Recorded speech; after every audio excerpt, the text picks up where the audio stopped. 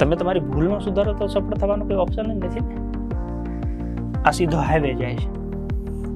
Okay, મારે રાજકોટ જવા અહીંથી હું આમ જાઉં છું, મારે ડાબી બાજુ વળવું છે. ઓકે, બીજો રસ્તો અહીંથી જમણી બાજુ જાય છે.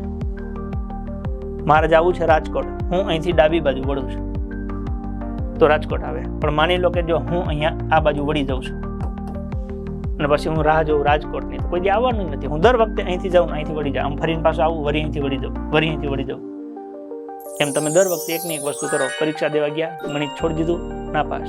પરીક્ષા દેવા ગયા, ગણિત છોડી દીધું, ના પાસ. જો તમારે રાજકોટ પૂગવું હશે તો આ બાજુ ખોટું વળાંક તમે લ્યો છો એને સુધારવું પડશે.